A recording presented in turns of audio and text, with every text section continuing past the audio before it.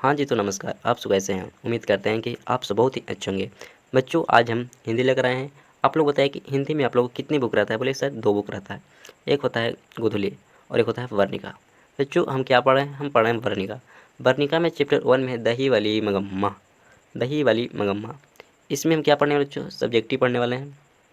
बताइए कि दही वाली मगम्मा है बच्चों, दही वाली मगम्मा है वो क्या है? तो बोलेंगे कि दही वाली मगम्मा एक कहानी है। क्या है? कहानी है। जिनको लेखक है बच्चों श्रीनिवास जी, लेखक इनको है श्रीनिवास लेखक है। ठीक है, अभी तक आपने ऑब्जेक्टिव नहीं किया है तो इस वीडियो को नीचे लिंक दे दिया जा रहा है, वहाँ से आप लोग ऑब्जेक्टिव को कर सकते हैं। ठीक है, ये हम सब्जेक्टिव करा रहे हैं आप लोग को। तो ऑब्जेक्टिव नहीं किए हैं तो ऑब्जेक्टिव आप लोग इस वीडियो को नीचे लिंक दे दिया जाएगा, वहाँ से आप कर लीजिए। ठीक है, तो चलिए जोड़ लगाकर आप लोग अपने दोस्त के बाद बच्चों शेयर कर दीजिए कि आपके साथ साथ आपके दोस्त भी इस वीडियो को देख लें, यानी बच्चों इस कहानी को समझ लें और बच्चों ऑब्जेक्टिव सब्जेक्टिव कर लें। ठीक है, और बच्चे लाइक नहीं किए हैं तो अभी लाइक कर लीजिएगा। ठीक है, और ये बच्चे नए हैं उनसे कहेंगे कि एक बार सब्सक्राइब कर लीजिएगा। ठीक है, सब्सक्राइब भी कर लीजिएगा क्योंकि हम वीडियो अपलोड करें तो नोटिफिकेशन का मैसेज आप तक पहुंच जाए। ठीक है, तो आइए क्वेश्चन की तरफ। इसमें आप लोग को सारा क्वेश्चन है या सारा सवाल है तो जो भी किताबों में दिया है वही सारा सवाल है। ठीक है, क्योंकि क्योंकि बच्चों बहुत ही आसान तरीका से इसमें सवाल दिया गया है। तो आइए देखिएगा क्वेश्चन।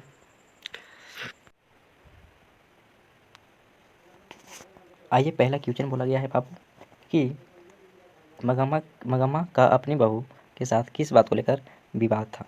तो बोलेंगे कि मगम्मा का अपनी बहू नजामा के साथ पोते को लेकर विवाद था।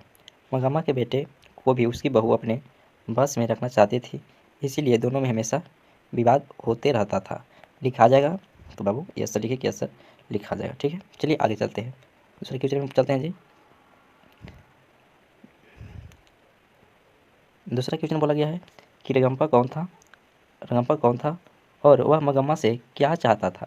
रगम्पा कौन था और वह मगम्मा से क्या चाहता था। तो बोलेंगे रगम्पा मगम्मा के गांव का एक जुआड़ी व्यक्ति था जो कुछ पैसे कर्ज मांगने के लिए मगम्मा के पीछे पड़ गया था। ठीक है, लिखा जाएगा तो एक बार यस सर कीजिए कि यस सर लिखा जाएगा। ठीक है, कि क्या लिखेंगे जी, लिखेंगे क्या लिखेंगे लिखेंगे कि रगम्पा एक मगम्मा के गाँव का एक जुआड़ी व्यक्ति था जो कुछ पैसे कर्ज मांगने के लिए मगम्मा के पीछे पड़ गया था। चलिए लिखा जाएगा। तो ठीक है, आगे चलते हैं तीसरा क्वेश्चन बोला गया है कि बहू ने सास को बनाने के लिए कौन सा तरीका अपनाया।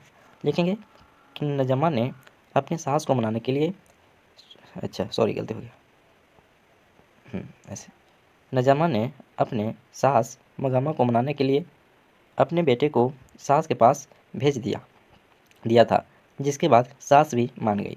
लिखा जाएगा जी, तो एक बार यस सर कहिए कि यस सर लिखा जाएगा।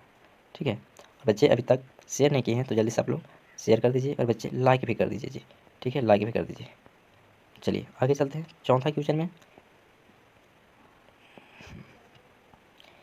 बोला गया है कि इस कहानी का कथावाचक कौन है। इस कहानी का कथावाचक कौन है, उसका परिचय दीजिए।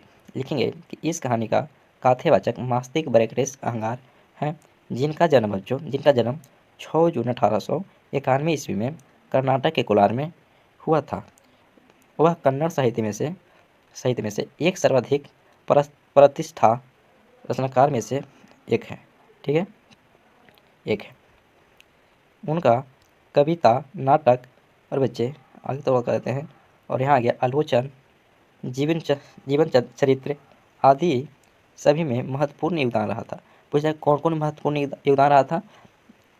मास्तिक ब्रैकेट्स अहंगार को कौन सा चीज़ में महत्वपूर्ण योगदान रहा था। बोलेंगे कविता में, नाटक में, आलोचन में, अजीब चरित्र में बहुत ही ज़्यादा इनको योगदान था। हो जाएगा तो एक बार यस सर लिखिए कि यस सर हो जाएगा। चलिए आगे चलते हैं, पाँचवा क्वेश्चन है। यहाँ देखिए पाँचवा क्वेश्चन बोला गया है मगम्मा का चरित्र चित्रण कीजिए। मगम्मा का चरित्र चित्रण कीजिए। आइए देखते हैं थोड़ा सा कि लिखेंगे मगम्मा एक विधवा औरत थी जो अपने पेट पालने के लिए बेंगलुरु शहर में दही बेचती थी। मगम्मा के साथ एक बेटा और एक बहू और एक पोता भी था। मगम्मा की अपनी बहू नजमा के साथ अच्छा संबंध नहीं थे। वे दोनों मगम्मा के बेटे पर अपना अधिकार को लेकर लड़ते झगड़ते रहते थे। क्या करते थे? लड़ते झगड़ते रहते थे। लिखा जाएगा तो यस सर, आप लोग बच्चों यह सब क्वेश्चन में से यह सब क्वेश्चन लिख देते हैं तो आप लोग को एक क्वेश्चन मिलेगा तो 2 नंबर मिल जाएगा। ठीक है, एक क्वेश्चन में आपको 2 नंबर मिल जाएगा, क्योंकि यह 2 नंबर इसमें से पूछा जाता है, 5 नंबर को नहीं पूछा जाएगा। ठीक है, 2 नंबर खाली पूछा जाएगा। चलिए आगे चलते हैं, छठा क्वेश्चन देख लेते हैं, लास्ट क्वेश्चन है बाबू, छठा आप लोग को लास्ट क्वेश्चन है।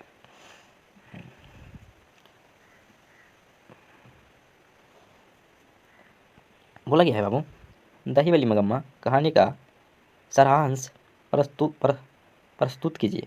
बाबू बोला गया है, दही वाली मगम्मा कहानी का सारांश प्रस्तुत कीजिए। बोलेंगे यह कहानी एक विधवा औरत मगम्मा की है, जो अपना जीवन यापन करने के लिए अपना गांव से 3 मील दूर, पूछा जाएगा कि मगम्मा है जो कितना मील दूर दही बेचने जाती थी। बोलेंगे कि 3 मील दूर दही बेचने जाती थी। ठीक है, 3 मील दूर दही बेचने जाती थी। इस कहानी का मुख्य पात्र कौन है जी? मगम्मा। इस कहानी का मुख्य पात्र कौन है? मगम्मा। हमने ऑब्जेक्टिव किया है, उसमें सब सारा दिया गया। ठीक है, चलिए आगे चलते हैं थोड़ा सा। मुख्य पात्र कौन है जी? मगम्मा। ठीक है, आगे एक बेटा क्या होगा? एक बेटा, मगम्मा का एक बेटा और एक बहू और एक पोता है। मगम्मा दही बेचकर जो भी पैसा कमाती है उसका उपयोग घर के कार्य में करती है, यानी बच्चों घर के जो भी ज़रूरत है उसको पूरा करती है। परंतु एक दिन उसकी बहू नजम्मा के साथ उसका विवाद हो जाता है, जिसके कारण मगम्मा अलग खाना बनाकर खाती है। ठीक है, आगे चलते हैं। आगे बोला गया है कि इस कहानी में अक्सर घर में होने वाली घटना को दर्शाया गया है कि जब तक बेटा की शादी नहीं होती है तब तक वह माँ की बात मानता है, लेकिन शादी हो जाने के बाद बेटा पर बहू का कब्जा हो जाता है। आप लोग बच्चों इतना आप लिख देते हैं, तो यस सर लिखे कि यस सर हम इतना लिख देंगे। ठीक है, यस लिखे कि हम इतना लिख देंगे। ठीक है, आप लोग बच्चों एक क्वेश्चन इसमें से एक क्वेश्चन पूछा तो 2 नंबर मिलेगा, एक क्वेश्चन पूछा तो 2 नंबर मिलेगा। तो समझिए बच्चों, दो क्वेश्चन पूछ दे तो बच्चों 4 नंबर आप लोग को मिल जाएगा। हम बच्चों बोलते हैं कि इसमें से 4 नंबर पक्का ही आएगा, एक क्वेश्चन से 4 नंबर पक्का ही आएगा। ठीक है, तो चलिए इस वीडियो को अभी तक बच्चों अभी तक आप सबने बच्चों शेयर नहीं किया है तो इस वीडियो को बच्चों शेयर कर लो। ठीक है, लाइक नहीं किया तो लाइक कर लो। ये बच्चे नए हैं और इस चैनल को अभी तक सब्सक्राइब नहीं किया तो बच्चों सब्सक्राइब ही कर लो। ठीक है, चलिए। और बच्चों ऑब्जेक्टिव के लिए इस वीडियो को नीचे डिस्क्रिप्शन में हम लिंक को डाल देंगे। ठीक है, लिंक को डाल देंगे, आप वहाँ से जाकर कर ले सकते हैं ऑब्जेक्टिव। चलिए, तो आज क्लास इतना ही पर समाप्त किया जा रहा है, फिर हम मिलते हैं अगली वीडियो में।